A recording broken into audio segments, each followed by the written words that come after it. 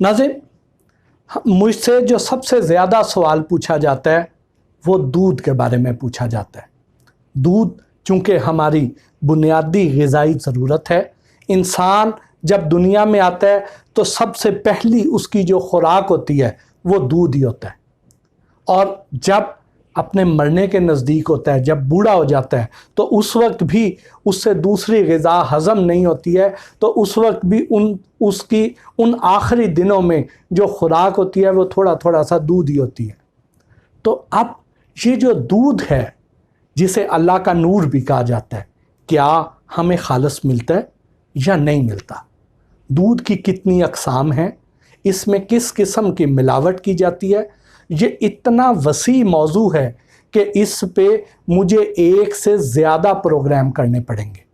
लेकिन अभी जो मैं पहला प्रोग्राम इस पे करना चाह रहा हूँ वो सिर्फ़ इस मौजू पे है कि दूध की हमारी पैदावार कितनी है और इसमें मिलावट की रेशो क्या है, प्लस इसका हल क्या है, हम कैसे दूध में मिलावट पर काबू पा सकते हैं। इसके बाद एक और प्रोग्राम में मैं आपको दूध की पहचान भी बताऊंगा, फिर इनमें जो डब्बे के दूध हैं उन पर भी बात करेंगे, दूध के नाम पर जो दूध बेचा जा रहा है उसमें क्या क्या है, और ये कंपनियां और ये खुला दूध बेचने वाले ये आपकी सेहत के साथ क्या क्या कर रहे हैं, ये हर एक मौजू पर तफसीली बात करेंगे इंशाअल्लाह। लेकिन आज हम इस मौजू बात करते हैं कि हम दूध में मिलावट पर काबू कैसे पा सकते हैं। ये वो तरीका है जो हुकामे बाला को भी इस पर गौर करना चाहिए, आम आदमी के लिए भी उतना ही इम्पोर्टेंट है जितना किसी दूध बेचने वाले के लिए है, दूध खरीदने वाले के लिए है और इनको कंट्रोल करने वालों के लिए है। सबसे पहली चीज़ तो हम ये देखते हैं, पाकिस्तान की आबादी 22 करोड़ है। अगर हर फर्द एक गिलास दूध रोज़ाना पिए तो हमें सालाना 22 अरब लीटर दूध चाहिए, जबकि हमारी जो पैदावार है वो तकरीबन 9 से 10 अरब लीटर है। अब ये जो बाकी 12 अरब लीटर का शॉर्टफॉल है, जो डेफिसिट है, ये कैसे पूरा होता है? ये मिलावट से पूरा होता है। और मिलावट किस किस्म की होती है वो आपको मैंने जैसे पहले बताया कि इसमें सिंथेटिक दूध भी है, इसमें पानी भी डाला जाता है, इसमें क्रीम निकाल के उसकी जगह वेजिटेबल फैट भी डाल दी जाती है।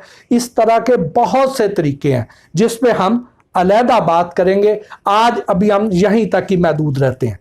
तो अगर पायलट प्रोजेक्ट के तौर पे लाहौर को ले लिया जाए, ये लाहौर है, लाहौर में तकरीबन 44 लाख लीटर दूध आता है रोज़ाना।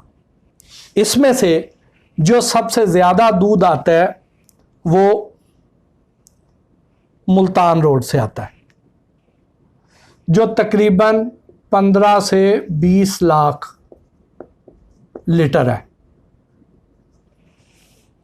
फिर सगियां, रायविंड रोड, गुजरांवाला वाली साइड, जलो,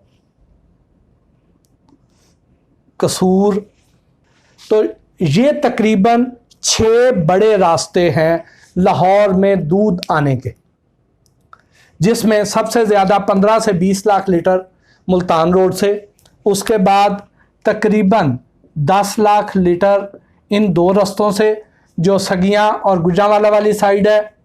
रायविंड रोड से भी को 5 लाख लीटर। फिर बहुत थोड़ा बाकी जो बचता है वो जल्लो और कसूर से भी काफ़ी दूध आता है, इधर भी तकरीबन को 5 लाख लीटर, और बहुत थोड़ा दूध वो जल्लो वाली साइड से आता है। ये एक सर्वे के रिजल्ट्स हैं जो मैं आपके साथ शेयर कर रहा हूँ। अब होता क्या है कि यहाँ से जब दूध आता है तो वो सारे लाहौर में सप्लाई होता है। अब ये जो 44 लाख लीटर दूध है, इसमें से 50% से ज़्यादा मिलावट वाला दूध है। इस मिलावट को कैसे रोका जा सकता है? इसके लिए हमें टर्किश मॉडल पे जाना चाहिए, टर्किश मॉडल को स्टडी करना चाहिए। टर्किश मॉडल क्या है? टर्किश मॉडल के मुताबिक हमें ये करना है कि ये मुल्तान रोड से जो 15 से 20 लाख लीटर दूध आ रहा है, यहाँ हमें 10-10 लाख लीटर कैपेसिटी वाले 3 हमें पेस्चराइजेशन प्लांट लगा देने चाहिए। यहाँ से जो किसान दूध लेके आते हैं वो ला के इन पेस्चराइजेशन प्लांट्स पर ये अपना दूध पकड़ाएंगे। ये 15 से 20 लाख लीटर दूध वो उनको जो भी करीब पड़ता है, वो ये वाला हो, ये हो, ये हो, जो भी इनमें से करीब हो, इन पेस्चराइजेशन प्लांट की एक विंडो पे आएंगे, आके अपना टैंकर या जिस भी, वो ड्रमी में लाए हैं, वो टैंकर में लाए हैं, वो किसी और चीज़ में लाए हैं, वो दूध लेके आए हैं, ला के उस विंडो पे जाएंगे, उधर अपने दूध का सैंपल देंगे। यहाँ पे फूड अथॉरिटी का नुमाइंदा बैठा होगा, वो अपनी निगरानी में दूध को चेक करवाएगा और चेक करवाने के बाद उनको एक पर्ची इशू कर दी जाएगी और पर्ची लेके वो दूसरी विंडो पे जाएगा और वहां से अपनी दूध की पेमेंट लेगा और वापस चल जाएगा। उसके बाद क्या होगा कि जब इनका इस 10 लाख लीटर वाले प्लांट का दूध पूरा हो जाएगा, ये उसका एक ही बैच बनाएंगे और बैच बना के उसको आधा किलो का, 1 किलो का, 5 किलो की उसकी पैकिंग करेंगे, उनकी थैलियां बनाएंगे।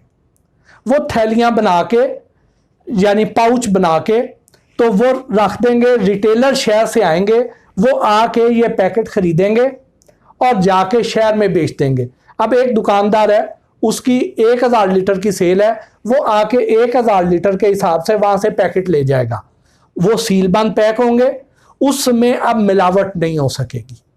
वो जाके उसमें अपने 2-3 रुपए ऐड करेंगे और बेच देंगे। इस तरीके से लाहौर में जो खुला दूध है उसकी सप्लाई पे पाबंदी आयद कर दी जाएगी। यहाँ पे खुला दूध फरोख्त नहीं हो सकेगा। जब खुला दूध नहीं फरोख्त होगा, पैकेट में होगा, पता चलेगा किस प्लांट से आया है, वहां पे उसकी ट्रेसेबिलिटी भी होगी, उसको चेक भी किया जा सकता है और वहां से चूंकि उसी तरीके से वो ऑलरेडी उन स्टैंडर्ड्स को फॉलो करते हुए पैक हुआ हुआ है, तो उसके बाद 2 नंबरी की गुंजाइश नहीं रह जाती। अब सवाल ये पैदा होता है कि अगर इस हिसाब से देखा जाए, हमारी तो दूध की प्रोडक्शन ही 10 अरब लीटर है, तो बाकी जो 12 अरब लीटर है उसका डेफिसिट कैसे पूरा होगा? तो इसका मतलब यह है कि मेजॉरिटी जो है उनको दूध कम मिलेगा। तो उसका बड़ा आसान हल है। उसका आसान हल ये है कि इस वक्त हमारे जितने गवाले हैं, जितने ये बड़े बड़े दूध के ब्रांड्स हैं जो मुख्तलिफ नामों से अपने खुले दूध की दुकानें खोल के बैठे हुए हैं, ये लोग ये जब किसानों से दूध खरीदते हैं, ये कंपनियां भी जब ये किसानों से दूध खरीदते हैं तो ये उससे खरीदते हैं 45 रुपए लीटर। और ये वाला दूध होता है 6% फैट वाला। 6% फैट वाला दूध 45 रुपए लीटर में खरीदा जाता है, जबकि ये कंपनी हमें जो दूध प्रोवाइड करती हैं, जो पैक दूध होता है, ये देते हैं जी 3.5% फैट वाला, यानी 2.5% उसमें जो फैट है, जिसे हम क्रीम कहते हैं या बालाई कहते हैं, ये कंपनी को मुनाफे में बच जाती है। एक तो 2.5% ये उन्होंने बचा लिया, प्लस 45 रुपए लीटर लेके आप लोगों को 160 रुपए लीटर में पैक दूध फरोख्त किया जाता है। किसान को तो कोई पैसे नहीं मिलते हैं, किसान को तो मुनाफा नहीं देते हैं, उसको तो उसकी लागत भी पूरी नहीं देते हैं। जो मुनाफा है वो सारा ये कंपनियां खा जाती हैं। ये जो बड़े बड़े दूध के ब्रांड बने हुए हैं, सारा मुनाफा तो ये कमा जाते हैं। एक तो आपको मैंने बताया 2.5% क्रीम की सूरत में, दूसरा मुनाफे की शक्ल में। फिर हमारा कानून भी आप देख लीजिए कि जो खुला दूध फरोख्त करता है, खुले दूध के लिए खुला दूध उसका स्टैंडर्ड इन्होंने रखा हुआ है 5% फैट। सरकार कहती है कि जो खुला दूध होगा वो आप 5% फैट वाला देंगे और उसका जो सरकारी रेट है, जो कि लाहौर के लिए 80 रुपए लीटर है, और जो कंपनियां 3.5% फैट वाला दूध देती हैं उनके लिए कोई प्राइस कैपिंग नहीं है। वो चाहे 160 रुपए का लीटर बेचें, चाहे 260 रुपए का लीटर बेचें, चाहे 260 रुपए का लीटर बेचें, उस पर कोई पाबंदी नहीं है। वो आपको 160 रुपये लीटर देता है और 3.5% फैट वाला देता है। यानी अगर आपने ब्रांड बना लिया है, आप बड़े अमीर हो गए हैं, तो आप पे कोई कानून नहीं है।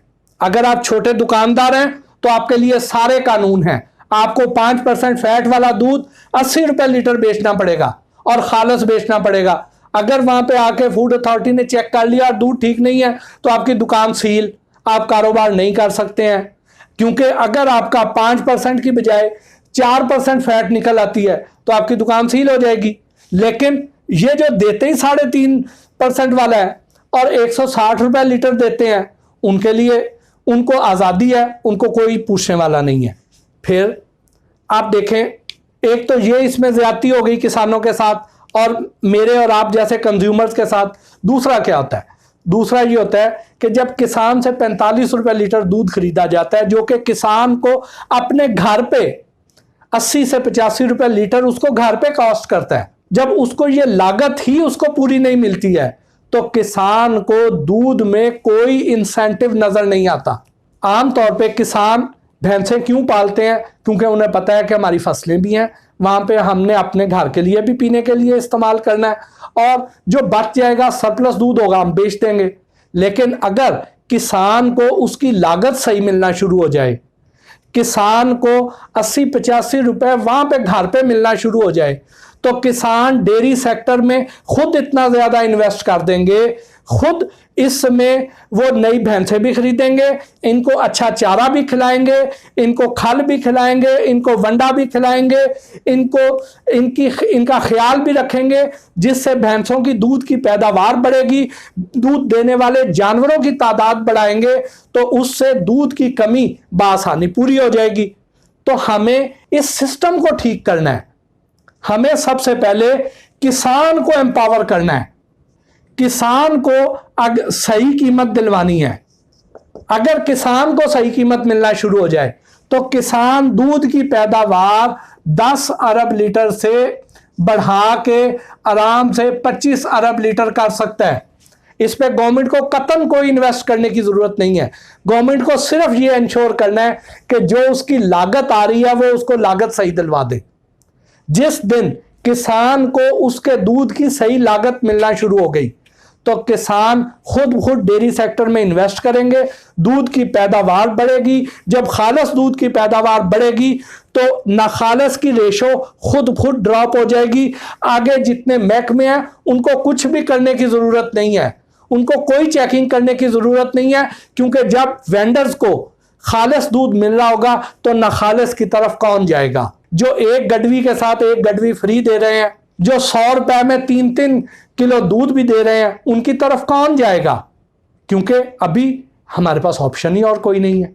अभी तो यह है कि लोग जाहिर है अफोर्ड नहीं कर सकते हैं, और जो अफोर्ड कर सकते हैं उनके लिए महंगा दूध भी लेना कोई उनको फर्क नहीं पड़ता है। लेकिन इस बात की फिर भी कोई गारंटी नहीं है कि आप महंगा दूध भी ले लें, आपको यह भी नहीं यकीन कि यह दूध खालिस भी है या नहीं है।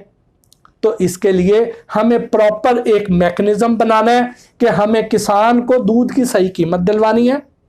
दूसरा, हमें खुले दूध की बजाय पैक दूध पे जाना है, वो भी हमें ये 5% फैट वाला मिलना चाहिए, 3.5% फैट वाला नहीं मिलना चाहिए, या जो सरकार मुकर्रर कर दे। लेकिन वो फिर यार्ड स्टिक ऐसी हो, वो पैमाना फिर सबके लिए एक जैसा हो। ये नहीं है कि गरीब आदमी के लिए पैमाना और हो और बड़े ब्रांड के लिए पैमाना और हो। आज हम इस वीडियो को यहीं तक ही महदूद रखते हैं। अगले प्रोग्रामों में हम डिस्कस करेंगे कि नकली दूध, जो मिलावट वाला दूध है, उसमें किस किस्म की मिलावटें की जाती हैं, उनको कैसे चेक किया जाता है। आप अगर अपने घर पे मौजूद दूध है उसको कहां से चेक करवा सकते हैं या घर पे कैसे चेक कर सकते हैं, ये भी हम आपको बताएंगे अगली वीडियोस में। इसके साथ ही आज की वीडियो से मोहसिन भट्टी को इजाज़त दीजिए। अल्लाह निगहबान।